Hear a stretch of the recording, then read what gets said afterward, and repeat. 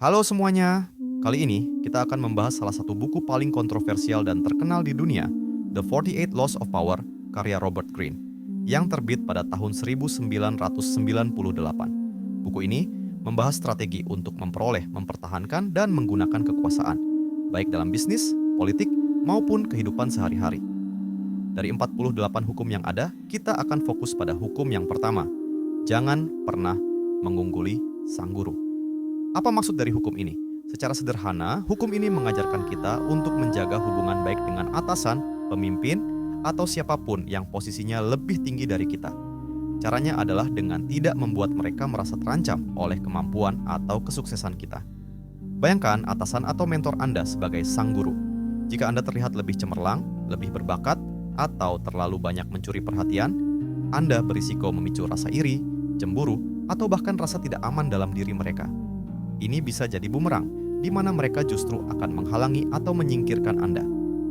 Tujuan utama dari hukum ini adalah untuk menjaga ego dan rasa aman mereka. Dengan bersikap rendah hati dan menunjukkan rasa hormat, Anda bisa tetap berada di bawah perlindungan mereka. Ini akan membuka jalan bagi Anda untuk belajar, mendapatkan kepercayaan, dan bahkan naik jabatan tanpa dianggap sebagai ancaman. Contoh dari sejarah Greene memberikan contoh yang sangat kuat dari sejarah. Salah satunya adalah kisah Nicolas Fouquet, Menteri Keuangan di masa Raja Louis XIV dari Prancis. Fouquet adalah menteri yang sangat cerdas, kaya, dan memiliki selera tinggi.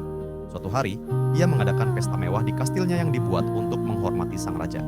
Pesta itu begitu megah sampai-sampai membuat Louis XIV merasa tersaingi dan tidak aman.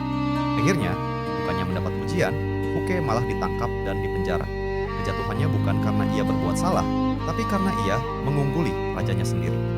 Contoh yang sebaliknya adalah Galileo Galilei. Ia seorang ilmuwan hebat yang mendedikasikan penemuan-penemuannya kepada para bangsawan dan pemimpin, sehingga ia mendapatkan dukungan dan perlindungan, bukannya ancaman. Ia berhasil bersinar tanpa membuat gurunya merasa tersaingi.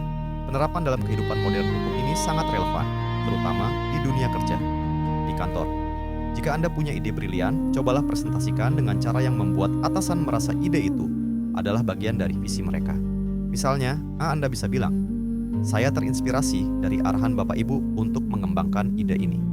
Jangan terlalu menonjolkan diri sendiri di depan bos, apalagi jika mereka sensitif. Karyawan yang terlalu sering pamer prestasi bisa dianggap ancaman, meskipun hasil kerjanya bagus. Dalam hubungan mentor-murid, selalu tunjukkan rasa hormat pada mentor Anda. Akui bimbingan yang mereka berikan, bahkan jika Anda sudah jauh lebih maju dari mereka.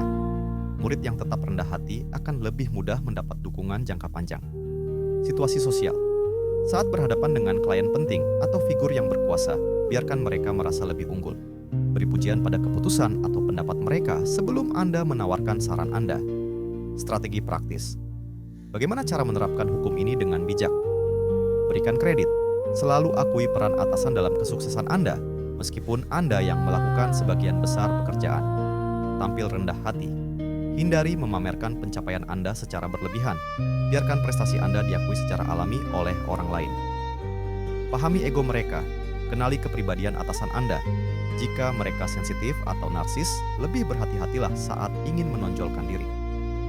Gunakan cara yang halus. Jika Anda ingin menunjukkan kemampuan, lakukanlah dengan cara yang menguntungkan mereka. Bantu mereka mencapai tujuan mereka, maka Anda pun akan terlihat berharga.